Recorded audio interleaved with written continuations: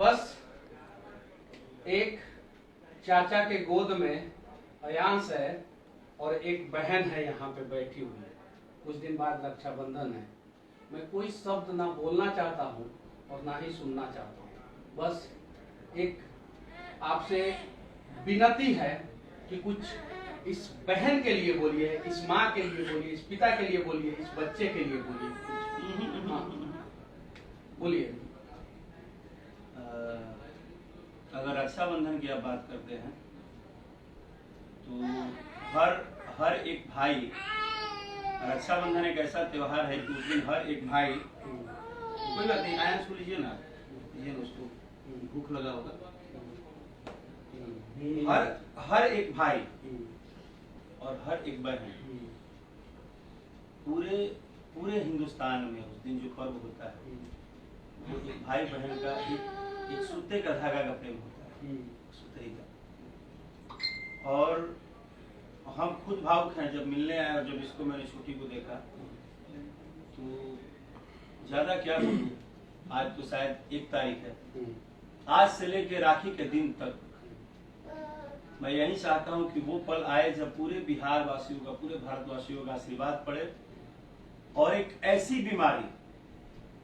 बीमारी जो जिसको लोग मतलब लोग ये बोल रहे हैं कि मतलब ये होना बहुत मुश्किल है, अगर इसको हम लोगों ने मुमकिन कर दिया और ये सब कुछ पूरे बिहार वासियों, भारतवासियों का आशीर्वाद से होगा, तो ये बहन भी अपने भाई के हाथ में कलाई में राखी बांधे।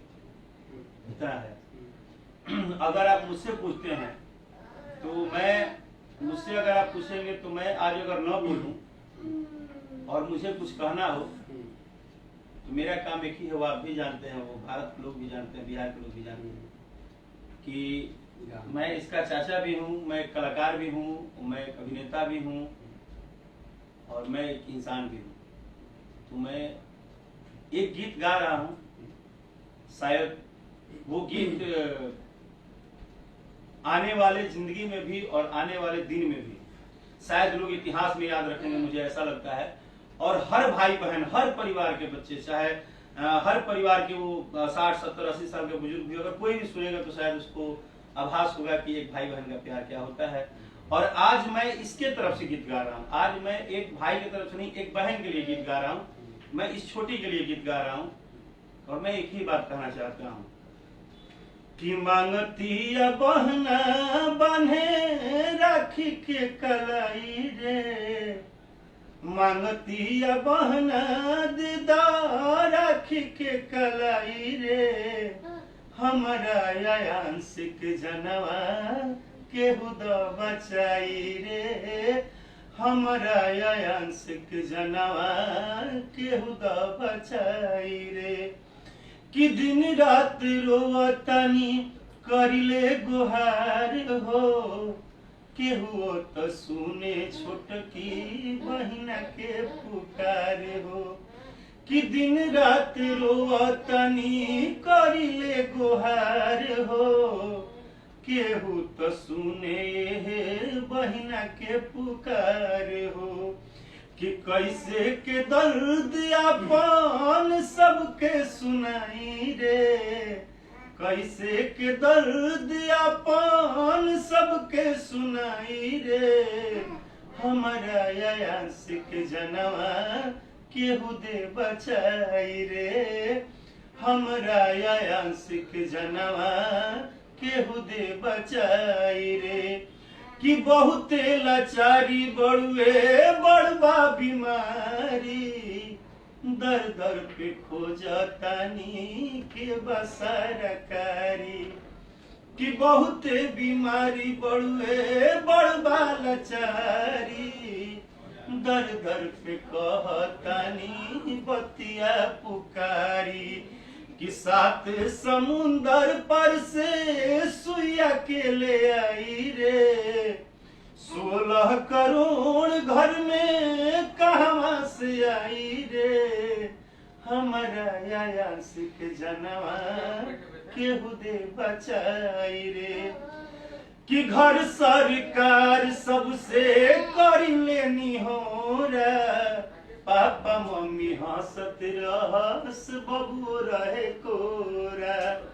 कि घर सरकार से बाय कहीं नहीं हो रहा, पापा मम्मी हंसत रहस बबुओ खेले कोरा, कि अपना बहिनिया के हृदय जुड़ाई रे, हमारा आंशिक जनवा केहू दे बचाई रे, कि एक एक रुपया भैया दे दमदत हो, बबुआ के लागल बड़ुए जिए खातिर हो, कि एक एक रुपया बहिना कई दमदत हो, बबुआ के लागल बड़ुए जिए खातिर हो, भखल बानी भरा चुनरी माई के चढ़ाई रे, हमारा आंशिक जनवा केहू दे बचाई रे। ई राखी, ई आयांश और ई छोटी खाती, और अगर आप सबके आशीर्वाद, पूरा भारत के एक एक व्यक्ति के आशीर्वाद, बिहार के एक एक जनता के आशीर्वाद, एक एक नेता, अभिनेता, कलाकार, बंधु, बिजनेसमैन, टीचर, जितना भी लोग बातचीत जो प्रोफेशन बा, रउआ सभे के एक कदम मेहनत, एक कदम के सपोर्ट एगो छोटा बच्चा की जिंदगी बचा दी। एक कलाकार होने के नाते है आप सबसे बहुत बहुत धन्यवाद। आ जाओ, आओ आओ हीरो आओ। राव गाना तो अब जिंदगी बचाइए थी, ये गारंटी बाटे। देखिए नहीं क्या पता हमरा कहां से ना बचा नहीं, हम थोड़ा सा जब बोलीला बहुत क्लियर बोलीला। हर साल राखी बंद में देखिए देखिए देखिए कहता हां देखिए देखिए कहता देखिए दुनिया का हर चीज, दुनिया का हर चीज मनीष जी, दुनिया का हर बात, हर इंटरटेनमेंट के चीज लोग बहुत शेयर करला, बहुत लाइक करेला। केहू कह देला कि तनी हमरा गाना के खूब शेयर करिए तो लोग 500 शेयर करला।